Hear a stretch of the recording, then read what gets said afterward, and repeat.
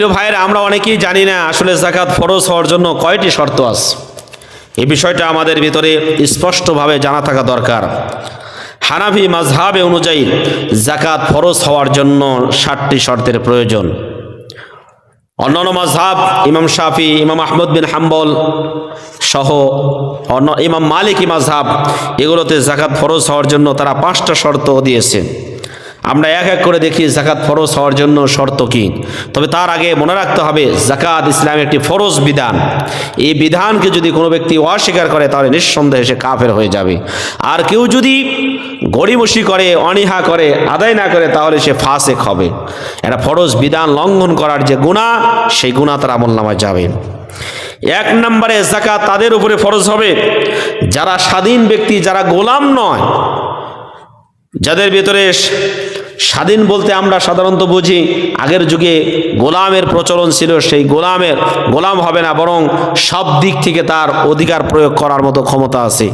আমাদের দেশে যদিও গোলামের প্রচলন নেই, সুতরাং এখানে আমরা সবাই বুঝছি স্বাধীন মানে কি বলা হয়, যারা সব মৌলিক অধিকারগুলো বাস্তবায়ন করতে পারে। এই হলো 1 নম্বর শর্ত, স্বাধীন হতে হবে। 2 নম্বর শর্ত হলো মুসলিম হতে হবে। অমুসলিমের উপরে যাকাত ফরজ নয়। সুতরাং অমুসলিম যদি কোটি কোটি টাকার মালিক হয় তারপরেও তার উপরে যাকাত ফরজ নয়, কারণ এটা হচ্ছে একটা ইবাদত। আর ইবাদত এটা কবুল হওয়ার জন্য শর্ত হচ্ছে তাকে মুসলিম হতে হবে, ঈমান আনতে হবে। যদি অন্যান্য মাযহাবে মুসলিম সুতরাং অমুসলিম হলে তারপর যাকাত ফরজ হবে না। 3 নম্বরে তাকে আকিল হতে হবে, মানে জ্ঞানী হতে হবে। সুতরাং পাগলের উপরে যাকাত ফরজ না। পাগল যদি কোটি টাকারও সম্পদ হয়ে থাকে তারপরেও তার উপরে যাকাত ফরজ না। এজন্য রুফিয়াল কলামু আনিল মজনুন বা পাগলের কাছ থেকে কলম উঠিয়ে নেওয়া হয়েছে। তার মানে পাগলের কোনো হিসাব নিকাশ নাই, ওর কোনো শরীয়তের বিধিবিধানও নেই, কারণ সেই ব্যক্তির জন্য তো ইবাদত, যাকে আল্লাহ তাআলা সুন্দর একটা মস্তিষ্ক দিয়েছে, কত দাম। 4 নম্বরে তাকে বালেগ হতে হবে, অর্থাৎ প্রাপ্ত বয়স্ক হতে হবে। সুতরাং নাবালেগ সন্তানের উপরে যাকাত ফরজ নয়।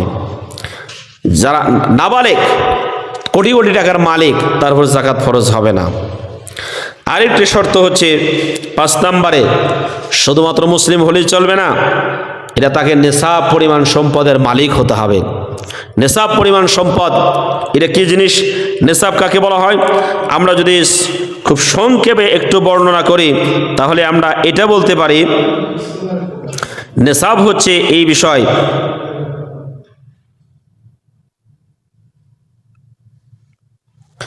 যদি কোনো ব্যক্তির স্বর্ণ থাকে, এই স্বর্ণের হিসাবে স্বর্ণ যদি থাকে তাহলে 20 মিসকাল অথবা 20 দিনার,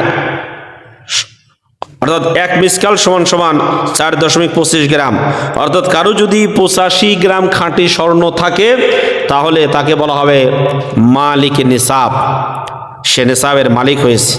আর রৌপ্যের ক্ষেত্রে যদি 595 গ্রাম অর্থাৎ 600 গ্রাম যদি কারো সম্পদ থাকে, কারো যদি রৌপ্য থাকে, রূপা থাকে, তাহলে তার উপর সে হচ্ছে নিসাবের মালিক, তাকে যাকাত দিতে হবে।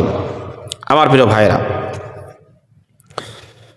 6 নম্বর হচ্ছে নিসাব থাকলেই হবে না, এই নিসাবটা পূর্ণ মালিকানাধীন তার থাকতে হবে। যেমন আমি যদি একটু উদাহরণ দিই, একজন স্বামী বিয়ে করার পরে মেয়ের জন্য মহারণা ধার্য করলো 5 থেকে 7 লক্ষ টাকা, কিন্তু এখনও পরিশোধ করে নাই। এই মহিলা বা স্ত্রী কিন্তু স্বামীর থেকে সেই টাকাটা পায়, কিন্তু তার হাতে না আসার কারণে সে তার উপর যাকাত ফরজ হবে না, কারণ এটার পূর্ণ মালিক সে হয় নাই। 2 নম্বর হচ্ছে প্রভিডেন্ট ফান্ড, সরকারি কর্মচারী যারা আছে অনিচ্ছায় বাধ্যতামূলকভাবে সরকারি কোষাগারে যে টাকাটা জমা রাখতে হয়, এই টাকাটা অনেক লক্ষ টাকা হয়েছে, নেশাব পরিমাণ হয়েছে, কিন্তু এই টাকার উপরে তার মালিকানা নেই, অর্থাৎ পূর্ণ মালিকানা নেই, ওই ব্যক্তির যাকাত ফরজ হবে না। 7 নম্বর হচ্ছে শুধুমাত্র নেশাব পরিমাণ হলেই হবে না, 1 বছর এই সম্পদের উপর আবার সময় অতিবাহিত হতে হবে। যদি এভাবে অতিবাহিত 1 বছর হয়, হাওয়ায় যে আসলিয়া মৌলিক প্রয়োজনের বিষয়গুলো যদি পূরণ করার পরে তার অবশিষ্ট সম্পদ থাকে, তাহলে এটার উপর তাকে যাকাত দিতে হবে। তাহলে আসুন আমরা আবার একটু শুনি। 1 নম্বরে স্বাধীন হতে হবে, গোলাম হলে চলবে না। 2 নম্বরে জ্ঞানী হতে হবে, পাগল হলে চলবে না। 3 নম্বরে বালেগ হতে হবে, ছোট বাচ্চা হলে, নাবালেগ শিশু হলে হবে না। 4 নম্বরে তাকে মুসলিম হতে হবে, কাফের হলে চলবে না। 5 নম্বরে তাকে নিসাব পরিমাণ সম্পদের মালিক হতে হবে। 6 নম্বরে পূর্ণ নিসাব পরিমাণের মালিক হতে হবে, অর্থাৎ এই মালিকানাটা তার পূর্ণরূপে হতে হবে।